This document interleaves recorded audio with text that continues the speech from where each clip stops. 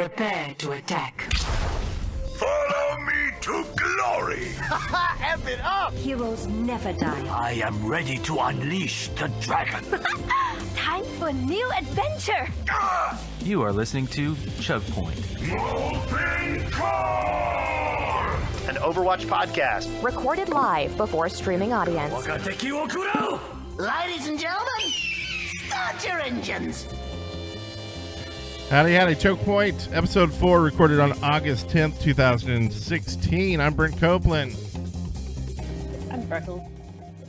I'm RP Gamer 99. And we have a special guest with us tonight. That is OctanePro. How you doing, Octane? Hey, doing good, man. Happy to be back on a podcast with you. Yeah. It's from the old days, 2 years ago on right. Smite. On Smite days, you had a bunch of different successful, cool Smite podcasts, and used to stream on, I believe, the Smite channel as well, and just always at the Smite Worlds, like working for them and doing crazy stuff, crazy shit. How you doing? Doing good. I've kind of put Smite on the back burner and picked up quite a bit of Overwatch since it launched and it was in beta, and now I got the addicting bug, just like you guys do. And love the game, so that's why I'm back and hanging out with you guys.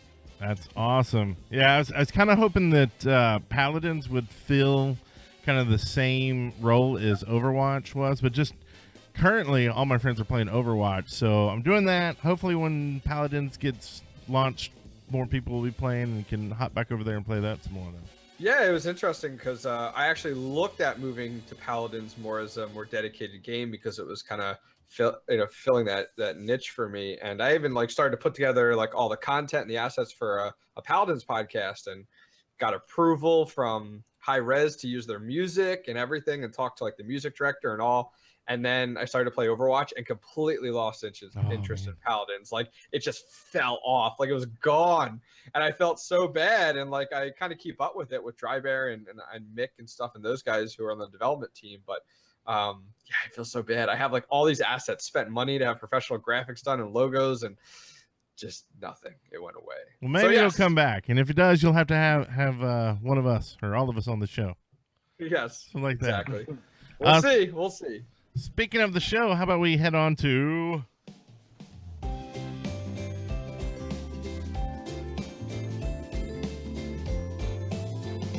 What's in the loot box?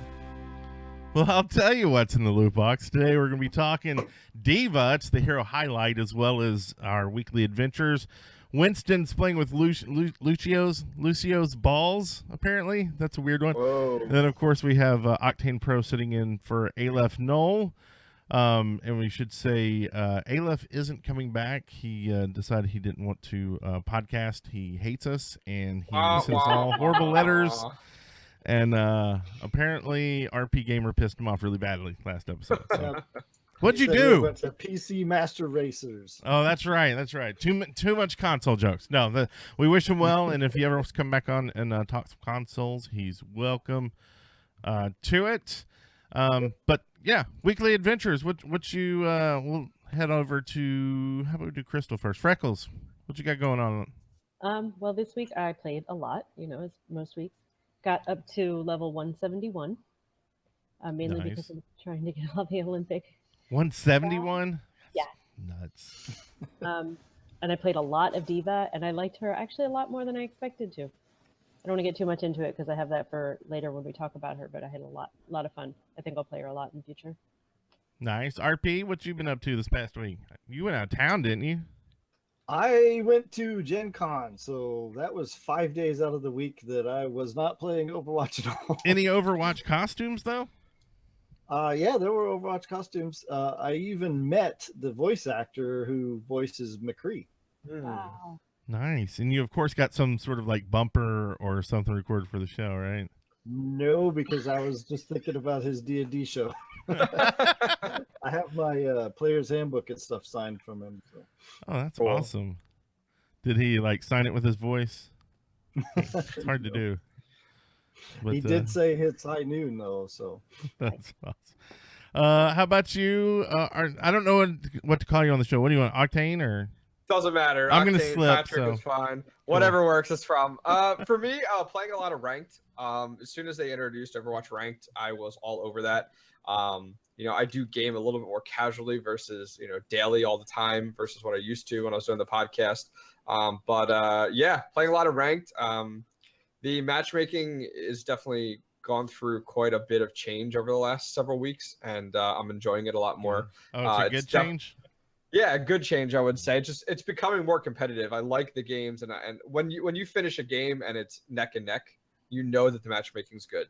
And when you just get decimated, those are like the worst games that might make you just want to walk away. So I've been doing a lot of ranked. Played a few ranked games before this. Our team only won 1 versus out of 4 games series, but was still enjoyable. I'm kind of stuck in like this 1 to 2 to 3 level gap where I can't get out of it. It's like hell right now. Right. But it's going well. So playing a lot of ranked. Sweet. You solo queuing? Yes. Yeah. A lot of my solo queuing. I enjoy playing with other people. So if any of the guys in chat too want to add me, I love playing with people. So hit me up, OctanePro 1520. And I love just hanging out and playing with whoever. I don't really care about the kind of skill gap difference. It's more enjoyable to just play with people and over comms and stuff like that in games. So yeah, it's a good time. I'd love to get into a pre-made 6. I've never done that, and I think that would be a blast. Let's do it. Let's go right Let's now. do it right now. Let's see y'all later. Show. No, that'll be a lot of fun. I wrote down your name with a keyboard, and I'll add you later. I don't know how I don't already have you added, but oh yeah, the number all sign. 3 of you best add me. All right, we play together. We will. And I finally hit 100 this week. Whoa, So nice. yay, got my star. And then it's just like level. So I got a bunch of crappy boxes. I did get, a couple of good things, but also a cool thing, the show broke into the top 200 of the podcast this week. So good job, everybody. That's a nice little milestone. And thanks everybody for listening and watching. Feel free to leave a review if you want, because that helps out as well. And then we can make some cool new bumpers for other segments. Wait, we already have that.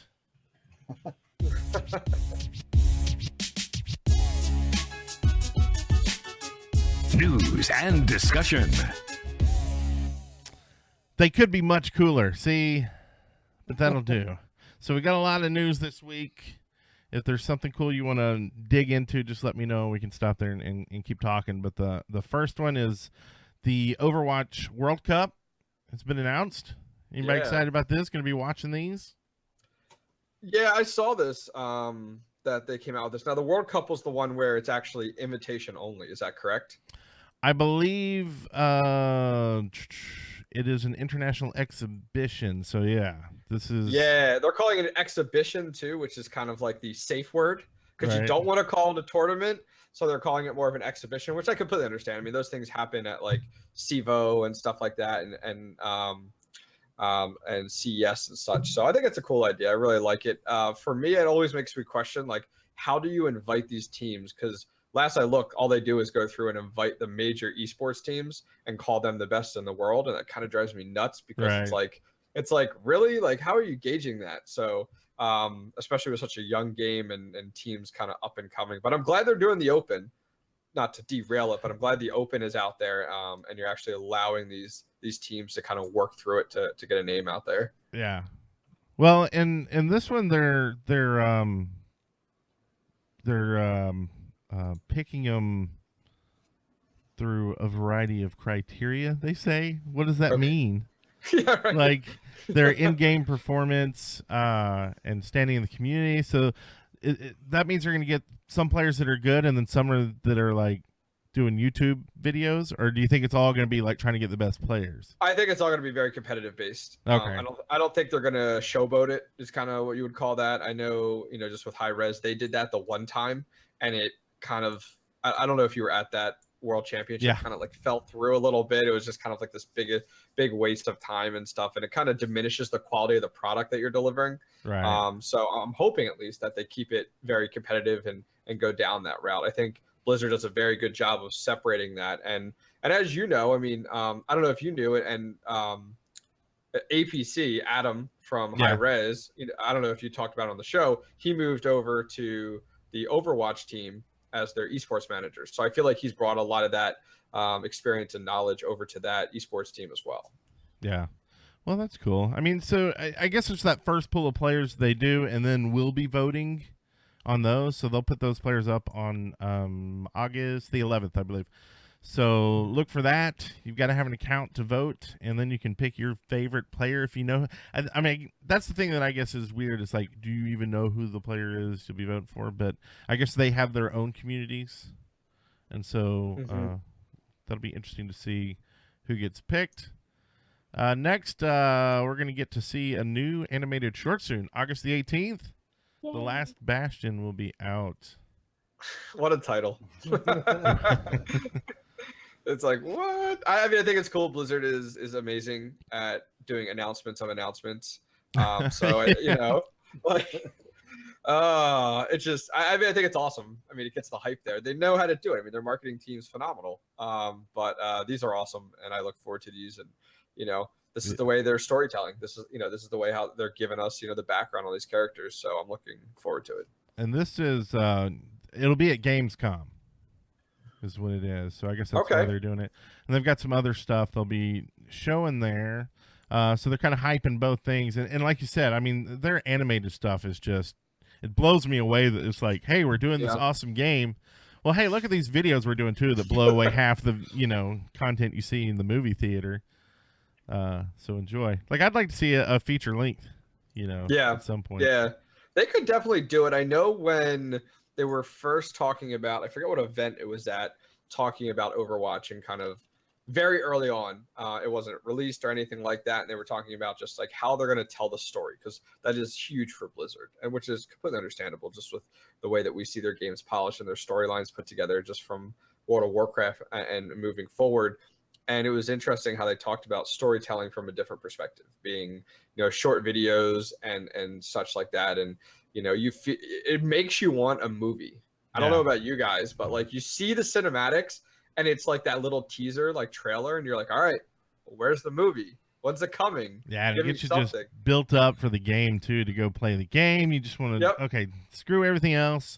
Let's go and play the game. I want to see that. And there's sometimes I find myself just wanting to look at the map and just like, okay, y'all go kill stuff. I'm going to be back here in this corner looking at this stuff. And I haven't done it yet. Like, I want to set up some custom games and just go look.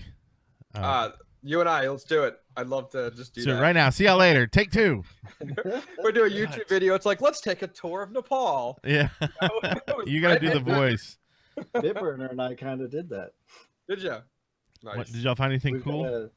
We did a 6 versus 6 McCree, and I uploaded it to YouTube and stuff, where we were just floating around looking at the map and looking at where the boat and stuff was out it was Ilios, so it was like all this beach front property. And Hanamura is beautiful too. Cool. I was admiring it just the other day. I was like, oh wait, the game's starting, because I was just looking at the like out over the scenery. It's so beautiful.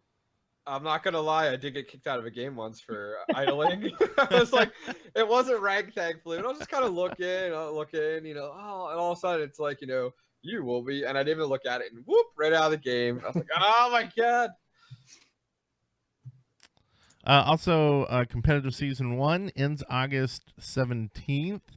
So if anybody's planning to play more, they need to do it. You got a week from when we started this recording, I guess.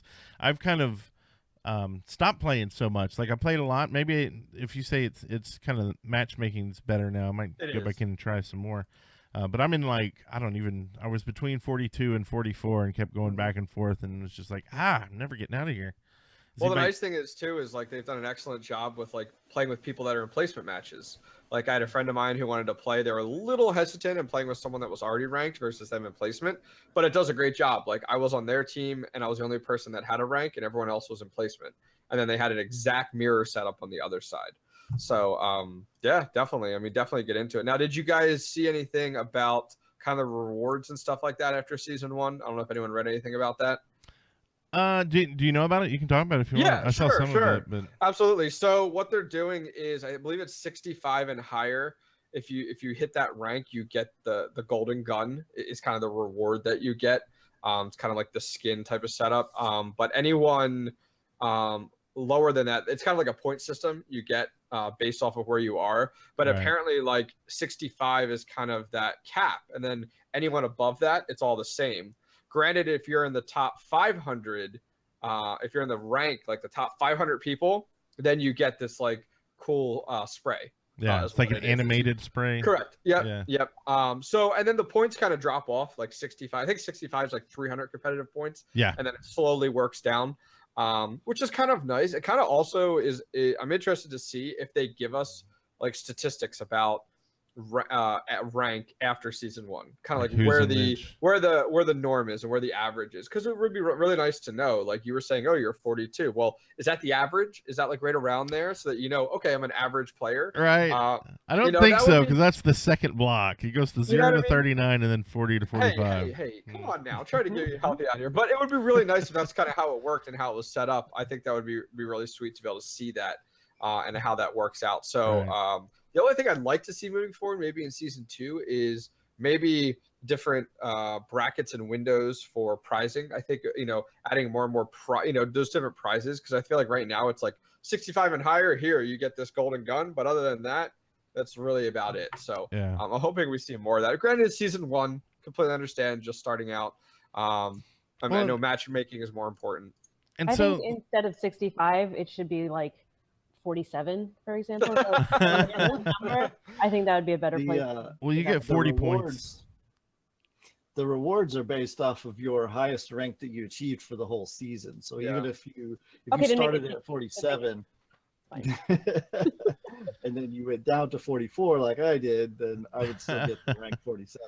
There you go. So I need to get to 46 then to get 40 points. So as you're playing matches, though, as you win, you get points too. So you might be able to double up and get a second weapon, I guess. Or like you said, hopefully they'll add in new stuff for next season. Yeah, I'm not sure the direction they're going with that. I mean, I think there is value in making things difficult to get.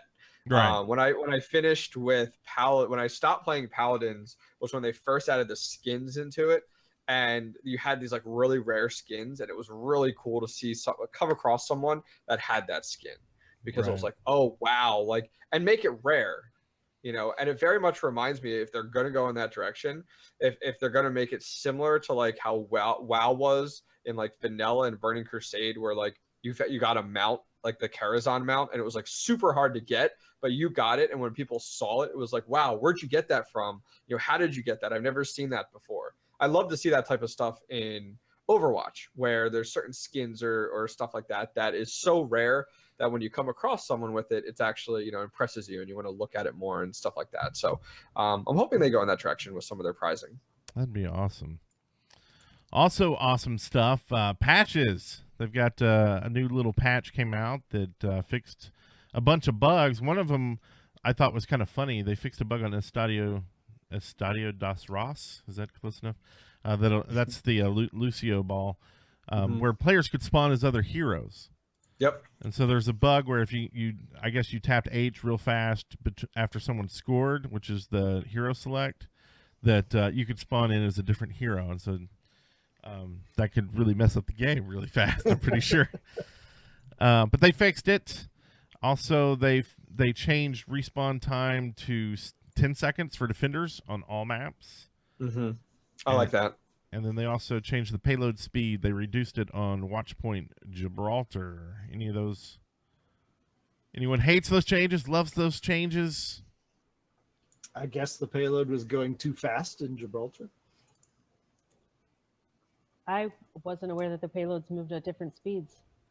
Yeah, I thought it moved all at the same speed, so I'm kind of Depending on how many surprised. people were on it, I thought is the only. It's yeah, that's actually something we're gonna talk about in another part of the show. Oh, okay. Well, I guess it's I mean, I can go ahead and say it, but yeah, I mean the payload the increases the more people you have on, but a max of 3. Right. So it also heals you. So that was going to be my tip today, but hey, you guys ruined it. plans change. I've got another one. I've got another one, so it's okay. You didn't ruin anything.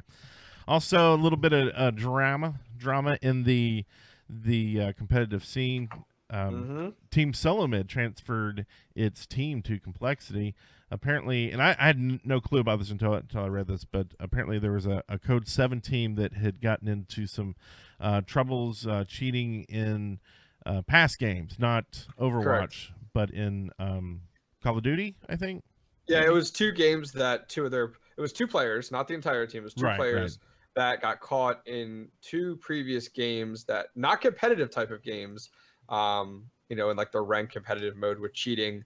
And I guess it came to light, and Team Solomid kind of made the decision of, all right, well, we kind of don't want that. That kind of questions the integrity of our brand. And so they worked with Complexity. Complexity was interested. But the interesting thing is Team Solomid gave the team Code 7 the option to replace those 2 players. Right, and stick with them. And the team decided to stay together. And then they talked with Complexity. They did a team transfer over to Complexity, and Complexity was like, we don't care. Like, as long, they were like, as long as it's not, in the current game and it doesn't cause any problems with sponsors in the current situation, we'll take them. So that's what happened there. So yeah, I was interested to see how that worked out. Yeah, and it's kind of a good thing. I mean, look, cheaters, don't be cheating, and if you get caught, that's good. But if you've cheated in the past and you've learned your ways these days, then don't cheat anymore. Go kill people. Yeah. I mean, it's kind of one of those things. Guns. I mean, I don't know what everyone else's thoughts are. It's just like, if you've been proven to be a cheater in a past game, do they allow you on? You know what I mean? Do brands have a hard time picking you up? I don't know what everyone's thoughts are. Is like, well, and what happens if Blizzard, like maybe Blizzard doesn't know about it and they catch wind once the tournament scene starts happening? They're like, no, we don't allow cheaters in. Sorry. Even if it wasn't our game, because there's some games that are like, you cheat in our game, and any new game we make in the future, we're banning you from all of our games. Sure. Yeah, I mean, I think the challenge comes there is like proving it. Well, proving it's one, but it's also like, who was it to like? Let's say you were playing, Counter-Strike, and Valve determined that you were cheating. That's one thing, because the actual publisher is doing it. But like, if you're in a tournament and like tournament admins are saying you cheated, I feel like, you know what I mean? It's kind of hard. Like, is it the publisher, or is it, the individual tournament admins? So I think that becomes hard, what level you do it on from that perspective. I mean, it seems like it's definitely a person to watch if they're, constantly doing it. But I feel like, if you haven't done it yet, and Blizzard's watching these competitive teams, I mean, they're watching them. Let's be honest here. They want to make sure there's nothing shady going on there. So I feel like, if they were cheating, it would have been found by now. So yeah, see if they were doing in Lucio Ball. Yeah, that'd be a good test for them. Mm-hmm. Also, there's some stuff on Sombra. I don't know if y'all have been following all this crazy like inside stuff that Blizzard's been putting into different videos, and it's a conspiracy, man. Yeah, it's in the game itself, right? So anything you see apparently that is Spanish in the game is probably Sombra trying to delve some information out to us. So let us know if you see something that hasn't been like out there yet. Do you think they've been working on this, like these types of secret things? Do you think Blizzard works on these types of like hidden type of Easter eggs from like day one? I mean, they have to have a roadmap, what I mean? So internally, but do you really think they are? Because, what I was reading online and Reddit and stuff like that, they were talking about how like people are going back through and looking at the maps and checking out all like the posters and the books and rooms and stuff and looking for anything that would give hints. And I guess it's just one of those things where like, if Blizzard has been, and it's been in the game since like launch, it's like, wow, like these people, like it's insane. Yeah. It's insane if that's the case. But either way, I think it's cool that, once again, we talked about hype and just like the marketing teams behind this and stuff like that. And this is one of those things, like, let's add these little Easter eggs to get the community interested and hyped and have them try to figure it out. Like, that stuff's awesome. Like, that's, I don't see other publishers doing it though. I don't see that happening. Yeah, not much. And with how much story they put in with just the dialogue and stuff that was in the game, and posters and books and all that stuff that you're seeing in the game, and you go, wait a second.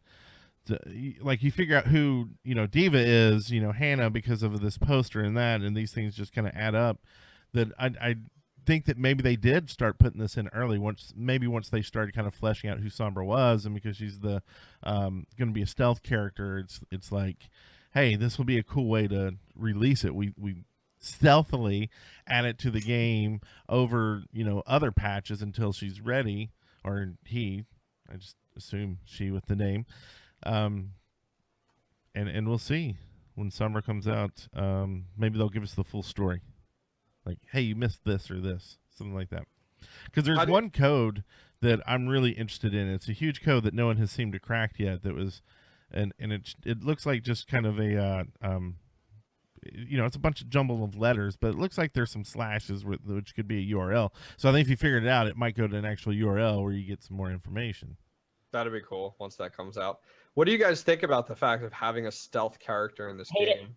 I hate it. I hate it. I hate it. You hated the spy, didn't you? I hate it. I hate In stealth TF2. characters. Period. Yeah. Game. I hate it. Spy ruined my life in TF2. D.Va and Zeratol ruined my life in Heroes of the Storm. I hate it. Okay. I hate it. I'm completely undecided, so I'm not one way or another. I mean, I came more from Smite, the Smite MOBA, and there, with Loki and stuff like that, it was just kind of like I had a burning hatred for him as well, and it was just super frustrating. And I feel like if you do it, you have to do it right. But I've never come across a game that does it right. That at least the way that I see it. I don't know what everyone else's thoughts are on stealth characters, especially in this style of game too. I think it'll be quite difficult. Yeah, I don't think they'll do like TF2 and make it where the stealth is more of the assassin part. I think it'll be more of an escape mechanic. Like, I think that's the way you do it and make it healthy for a game, so people. And judging by what I've seen in the past from Blizzard and the maybe Easter eggs, maybe nothing that I've seen of Sombra, there will be a shimmer, which is also really hard to see, especially if you're like me, you spaz out whenever anybody's around Explosions everywhere. Yeah, then things it's moving gonna be around. pretty impossible to see, but I mean, at least it's something. But I'm not looking forward to it. Yeah, because it also comes down to like detection too. Like in a lot of games, they have like a detection type of feature to help allow you to see those types of characters as time goes on. And like, what do you add in Overwatch? Like, they don't really have like items. They don't have like, actives or stuff like that. I'm just kind of thinking through some of the stuff with Smite and other games that have it. What do you put in the game to help that? Like, can Torbjorn's turret see it? Can Bastion see that person? So it helps with that, because. But I understand the value though of having a stealth character and then getting like behind a Torbjorn and being able to terminate, that turret. Like, I can understand the value there because that always puts you in a choke point, or a Bastion. How like you get in a choke point, you can't get around that corner. You just have a really good Bastion in place, in that situation, or a Reinhardt helping out. Do you utilize this character? Do you change characters, swap over to them, get behind enemy lines, and do what you got to do? So I'm not really, I'm just eager to see what they end up doing with that. Right. And what is it going to fall into, the damage category? So you're losing some damage sort of with this one? Because now it's like the stealth characters, to me, they seem to like have to be stealth for a while, before they actually jump out. I mean, I guess Tracer's kind of like that too, but somebody in chat was just saying here, I don't know the credibility on it, but it's just saying heroes will have audio call outs when she's nearby, which is helpful, definitely. Yeah. I mean, it definitely helps you out with that, to kind of, but at the same time, how often do you guys pay attention to those? Or every day time. I rely so heavily on them. When Widowmaker puts on her ult, I know that I can be seen through walls. Yep, that's very true. I never noticed hers. When somebody on the team says there's a teleporter, and you don't have to even necessarily see it to call it. Yeah, that's true. My last game tonight, I did run into that where it was like teleporter activated or something like that. And I was like, oh, perfect, So that is true. So that's a very unique way of adding in detection, but it is a way. So that does actually make sense. Yeah, especially when your team doesn't talk to you.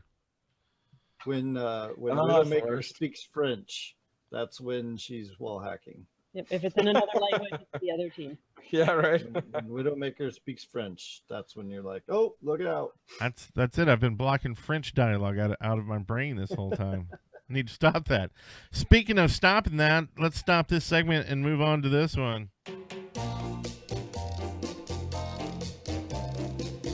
Hero Highlight.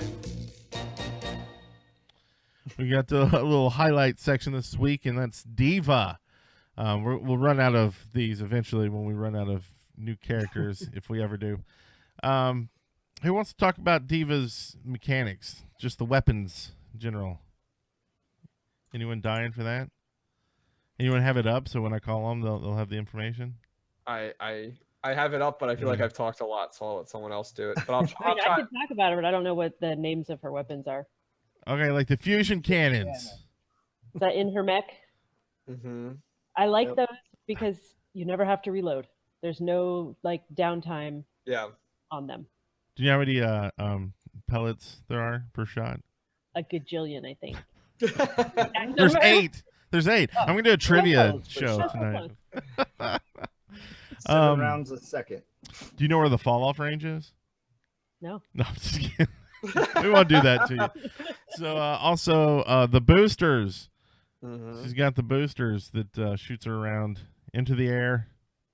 Yeah, it's definitely, the boosters are definitely one of those mechanics that is an escape, but it's also to engage, which has been super helpful and to get into good points and stuff like that. I feel like D.Va's come a super long way since she was originally introduced into the game.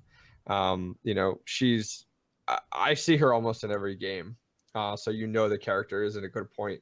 Or 2. Yeah. And you know, the nice thing with her, I mean, as much, I feel like there's 2 things that stand out with her. It's her shield, and then it's her ultimate.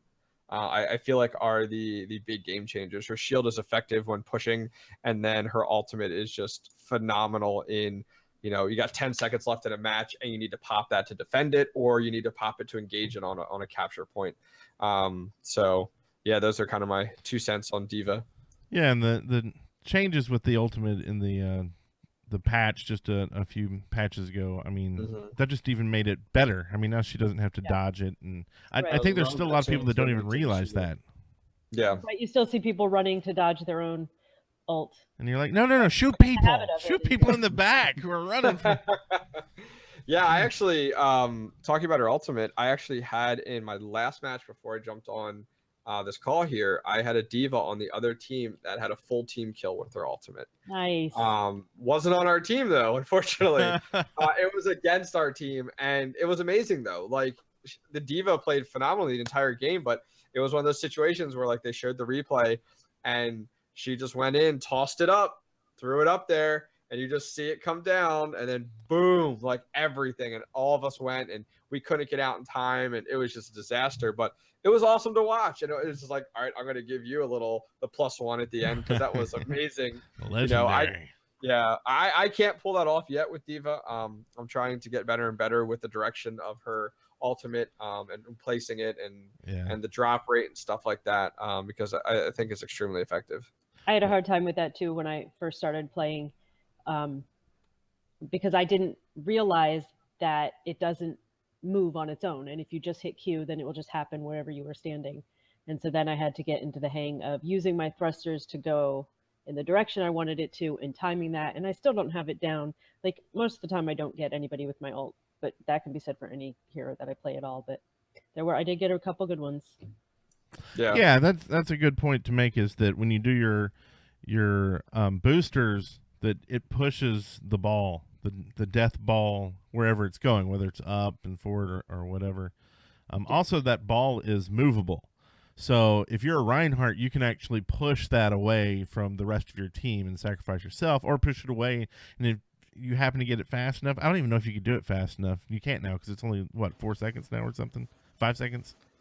It's really short. I mean, I've seen Reinhardt's, do the shield, of course, to protect your team. That's the best way to do it.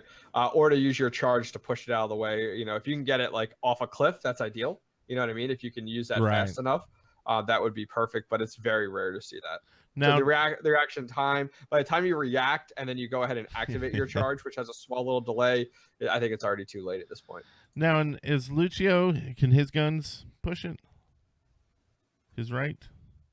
That's a good question. I've never tried. I do play Lucio a lot, but Usually when I hear nerf this, I just switch to Run speed away. boost and go. That's a good point. If you're playing Lucio Run and you out of the hear corner. that ult, put on your speed boost for everyone else. It saved Oh, yeah. my ass in that last game we were playing. Like when you did that, that was awesome. Defense Matrix. This is D.Va's.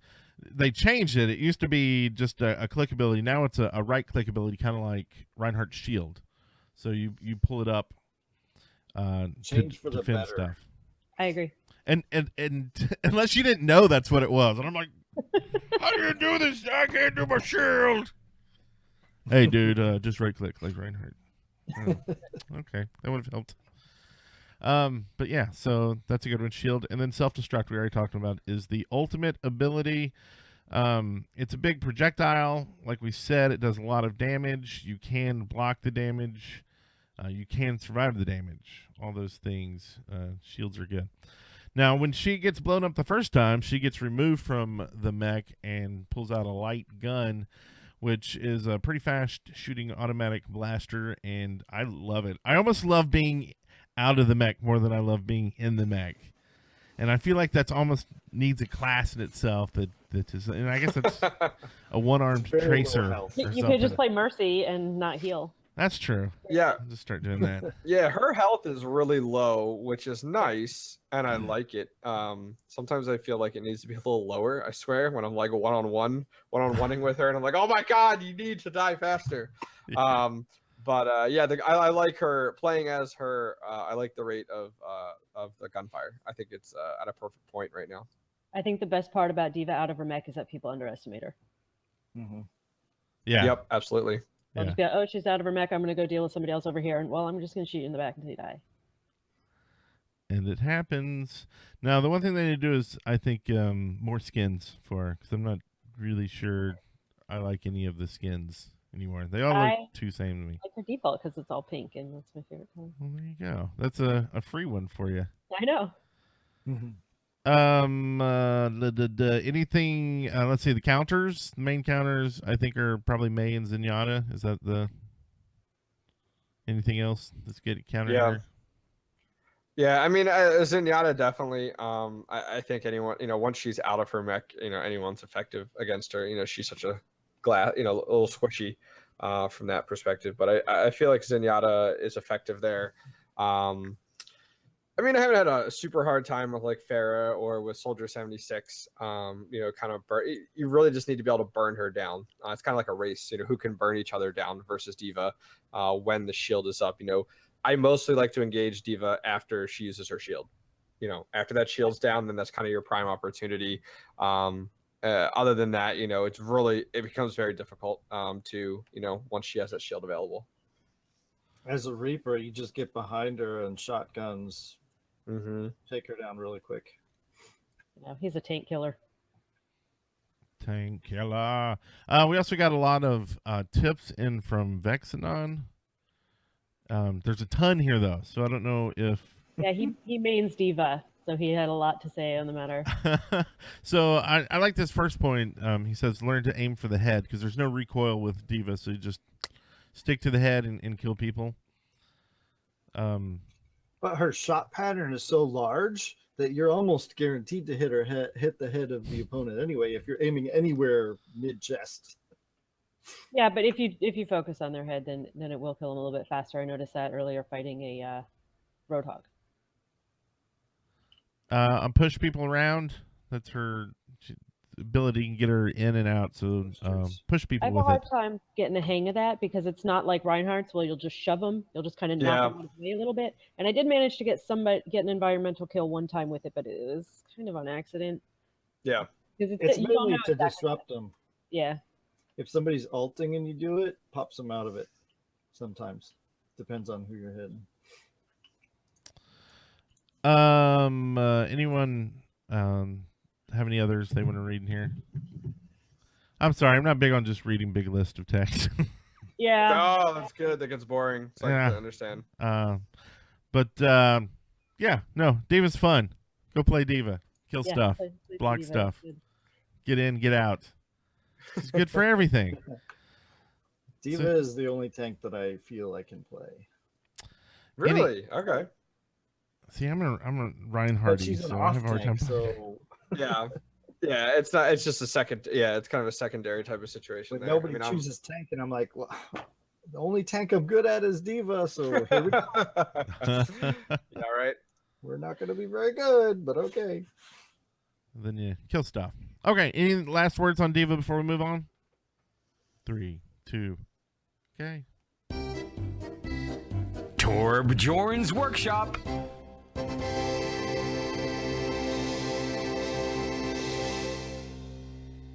It's me, Torbjorn. Oh, it's wrong. So, Freckles, what ideas do you have for the game? I don't necessarily have any specific ideas, but I do want more game types. More game types. That sounds good. And I'm with that. I can't think of any specific ones. I know like capture the flag would be fun, but I know there's a lot Yeah. of reasons it wouldn't work in Overwatch. But just I don't know. I would like. That's it. Yeah, I mean, I think that there's definitely room for that. When I was playing a lot of Paladins, that's when they started to add in a bunch of different game types.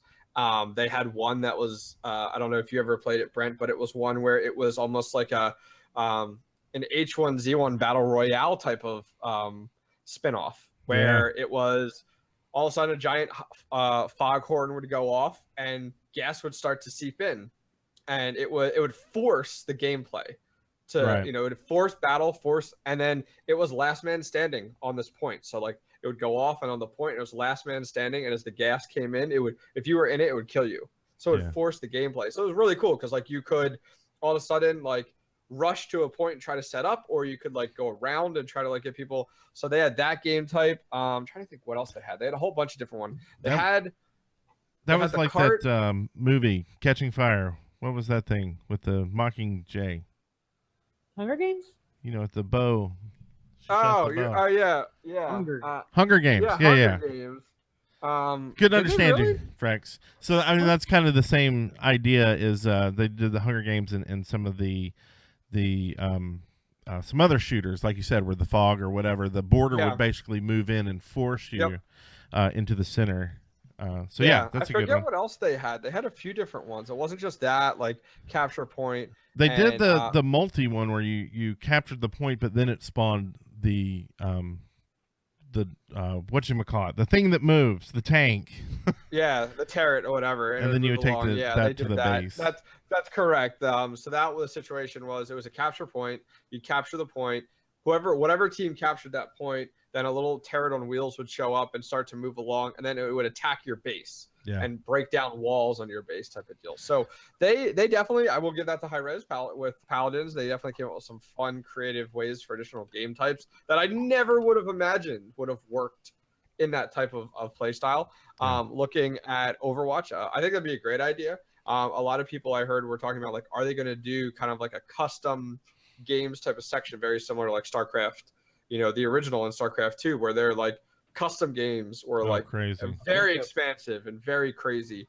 I think that'd be really cool. And if they Dota 3 and Overwatch, I don't see them opening this up to developers though, like to the public. No, I don't. Like They allowing seem you to do your pretty custom closed stuff. in this one. I mean, no avatars, no sprays, no maps. Like that was kind of the stuff that I was worried about, that TF2 was able to make it this long because you were able to make those custom maps, and they got so much free content from the community that was my big worry about Overwatch, is that they don't allow that, so they've got to create it.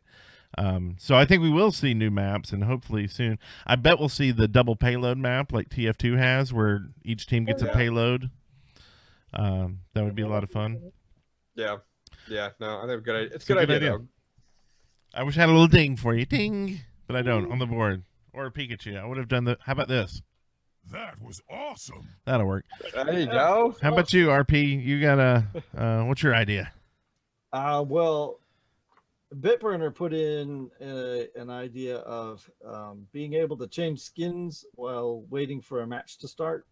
So you can flip back and forth with your Mercy skin and choose what you want. And I remember playing in the game the other night, and somebody else suggested that not only changing your skins, but maybe being able to use your credits to purchase. Was that Brent? Yeah. Yeah, I'm stealing it from Smite though. I mean, that's just how Smite works. When you're waiting, Right, and you're and like, that's oh, I don't have the skin for exactly this what guy. I was thinking of.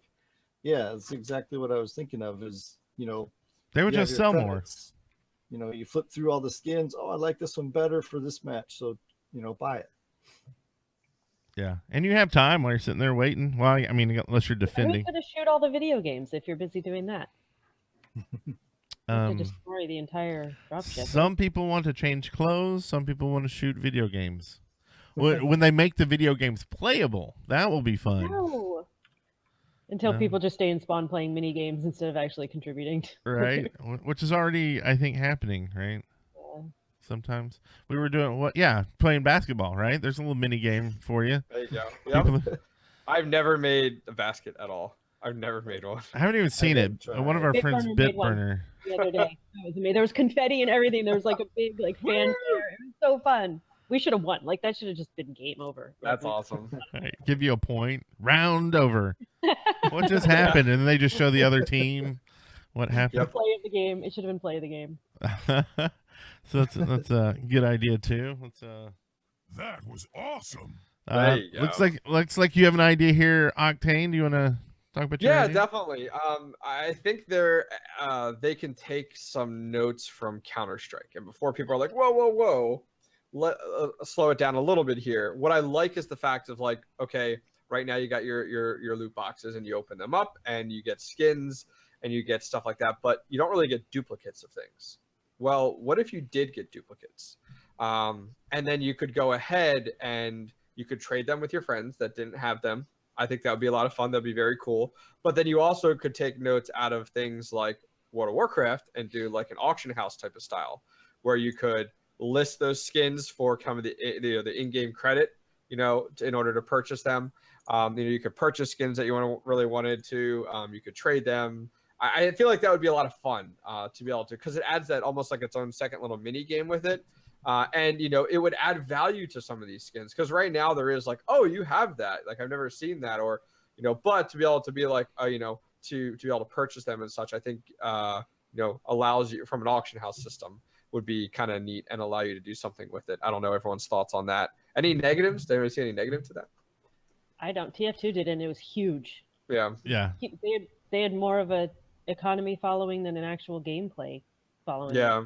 At one point, I mean, I had a hat that I don't know how they valued, like how they put it, but there was like a website that would tell you day to day the value of any given hat, and at one point I had a hat that was worth $120. Yeah, and I mean, personally, I can't justify it. I could never do. It was a gift. I could never.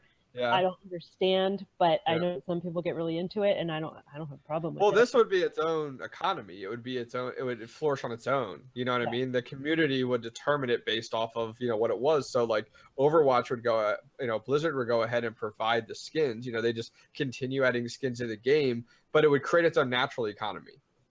Is how it would work. And I feel like that would be perfect, because we as the community would determine the value based off of demand, which is a typical economy, supply and demand situation.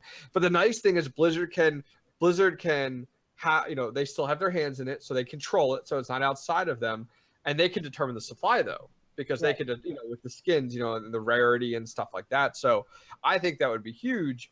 You also get into the factor though of, do you need to have a different currency that doesn't allow you to just dump $100 into the game and then go buy what you want to? I mean, that's a good and bad thing, though. That it could be a good thing. There would have to be items that you can't just outright buy, and like I'm only going off of TF2 because that's the only experience I have with anything like earbuds. This. Earbuds. Everything was gauged in earbuds. Like, what is this worth? Oh, $5, because there was an item called earbuds, and I don't remember how you would get them, but it was when it first came out on the Apple. You got earbuds if you logged in on a Mac.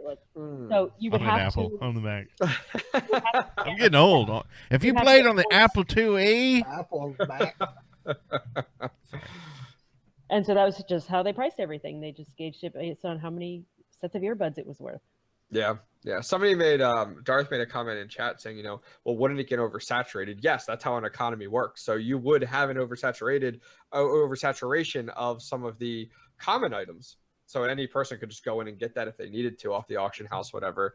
But those rare items that are very hard to get in skins, you wouldn't, and they'd be worth stuff more. that you could only get if you pre-ordered. Exactly. And that type of stuff is the stuff that would, have high value. And that's a natural economy. It's supply versus demand. Right. Yeah. Well, that's good. That gets one of these. Oh, My thank you. calculations. Oh, Woo! forget it. Let's move. Wasn't quite the same one, but I want, and this is kind of the same thing as more game types, but I want a Halloween event map where we have an NPC and everybody, both teams, are fighting the NPC through the game. And it may be like a huge monster payload that's moving by itself or something.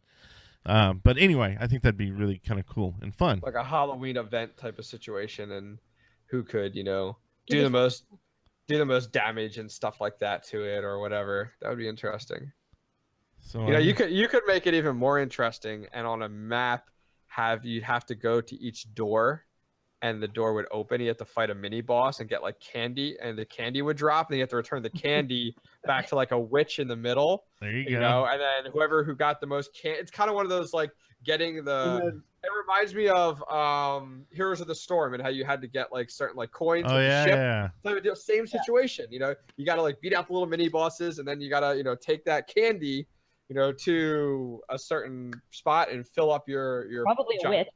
That's right. It'd be a witch or a giant kettle, a big pot. You have to fill it up. And it'd be the race. I think that'd be a lot of fun. I think Or if you kill an enemy, he drops his candy and you can pick it up. You can pick That's it right. up. Exactly. Yeah. Exactly. Oh, Yeah. I love this. So it's like Candy, dual objectives. yeah. It's like dual objectives. Half your team is going door to door, trick or treating, and the other half is chasing down the trick or treaters and stealing their candy. Trick or treat, bag snatching. Team Rocket. There you go. Heard it here first, Blizzard. Heard it here first. We only want a few candies for that. Give us some CP for it. We each get a. Yeah, right. That's it. TF2 gave us special community weapons for doing the show. Oh, there you go. Which they stopped giving out. I don't think they give them out anymore. I don't think they do anything anymore. So you could think about doing that. Give us all community weapons. Gold gun, Not a pink one. Something like that. Or you can put our logo on it or something. There you go. Do that. I'm still waiting on the on Smite logo in Smite. I don't think that's gonna happen anytime soon. I just wanted just a little avatar. Is that too much to ask? Yeah. I thought you guys had one. Come on, Maybe I'm Gabe. wrong. Come on, Gabe. No, I asked Gabe, and he said to send it in, so I sent it in, and Gabe stopped talking to me after that. I didn't even get one for either of my podcasts. Oh, I bet it's there. I bet it's there somewhere. Yeah. They've got it ready, and they're like, "Oh, so close. Yeah, right. Just one more That's right. episode." I know. Really? More? No. What more could you do? Well, I guess that means we need to pull out the playbook. So let's do that. Or no, wait. We changed the name. I changed the name. Sorry. Yeah, here it is.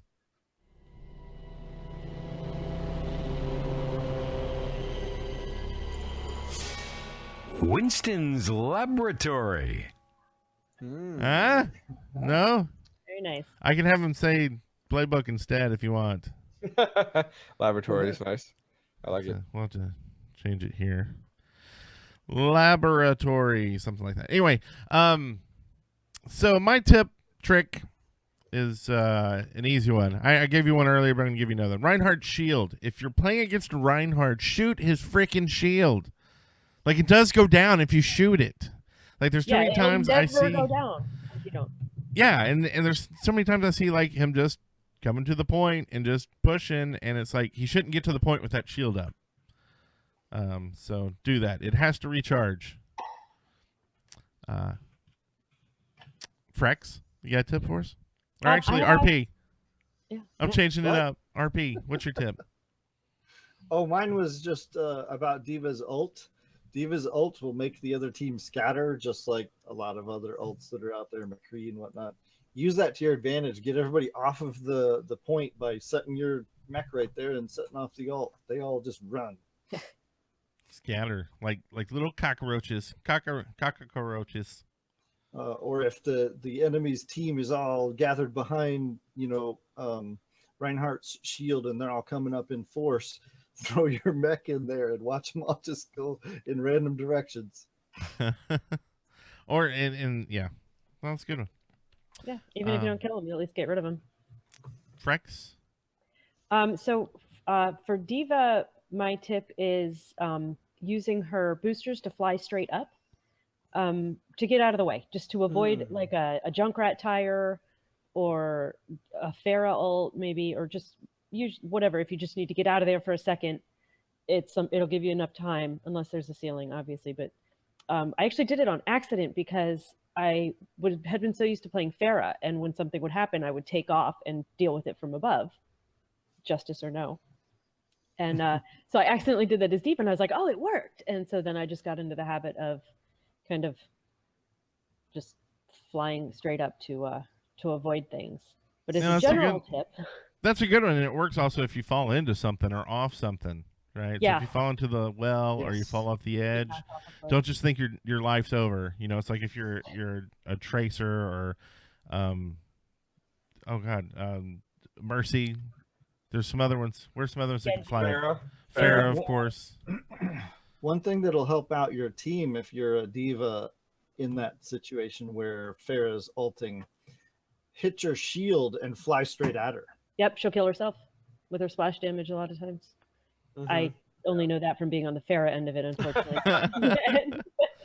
Oh yeah, that prevents sucks. the missiles from hitting your friends too. Right, so right. It's also good for saving McCree's and lives. 76s.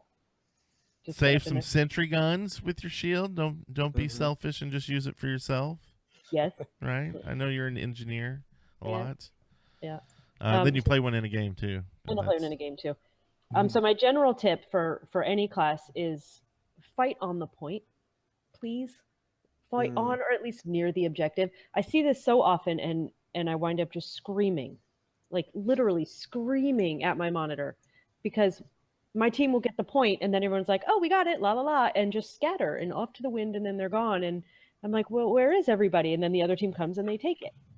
Because there's only one person standing on Because it. there's only one person there, and it's me, and I'm probably like a healer or something. So just fight on or near the point, and pay attention to what's going on in the point. If you have the point, there will always be at least an audio cue that the enemy team is on the point. And if you see that, don't ignore it. Don't be like, "Oh, one person's there. It's contested. It's fine." Go there. Like, that's the objective, and it's called that for a reason. Play there. It's objective, and it will make fun of you. Right. Okay. Good one. OctaneProSCII. Bring it home with the best tip in the world. Wait, this is about to be the best tip you've ever heard on the show. Don't put the pressure on me like The that. Come on. ultimate best tip you probably heard anywhere on any show ever. Right here, In give the it to history us. of man. So I play a lot of Torbjorn. I have even pulled off the offensive Torbjorn with plays of the game, and I've been very effective. But I don't recommend it for a lot of people. But for Torbjorn, when you are getting your ultimate, I always recommend you pop your ultimate, of course, next to your turret, so it affects it. But then you don't stand there. A lot of people will just stand right next to their turret. Your turret's going to survive. It has 800 health. It will melt anything that's around it. Don't bother sitting there slamming your hammer on it. Chase. What I want to recommend is chase after the enemy, because what will happen most of the time is when they hear his ultimate, they start to run. And it's very effective for you to just chase after them, and you can easily clean up a team in his ultimate. I mean, you have so much health. Your damage is amazing. You can just chase after them, pick them off. So it's more effective, because what will happen is, like, people go hear it, they cruise around the corner, so they're not affected. Well, make yourself more effective as a defensive character and chase them down and wipe them out. But my recommendation there is keep track of when your ultimate's going to run out. Sometimes you get a little bloodlust hungry, and all of a sudden you're like, "Oh wait, I'm down to 300 health again," and then you're dead. So that's my recommendation with Torbjorn. I love it. I love doing that, just chasing down the enemy no matter what map it is, and it becomes super effective, and it definitely adds to that kill count without a doubt. That's good. Thanks. And for again, the you help. run into being the people underestimate you. Yeah, People actually absolutely. avoiding your turret, and they're like, "Oh, it's just a Torbjorn." Well, And that's the thing. Most people are just like, I just get around the corner, I'm good. But no, like, just going right after going right after those people. It's super effective, and I love it. I love it. It's so much fun. Yeah, he does pretty good damage in general. I mean, like, like I was playing a Reaper today and just got killed by a Torbjorn. I was like, that's not supposed to happen. Yeah, I mean, Like, he does I'm- okay from distance with his, I call it like tennis ball shooter because that's exactly what it looks like. But when you get close up as with a Torbjorn, it's very difficult to hit that. And even if you're using the right click, which is more like your shotgun ability, it's not super effective. So like you get a Reaper that comes up on you, or a what is her name? Wow. Farrah. Tracer.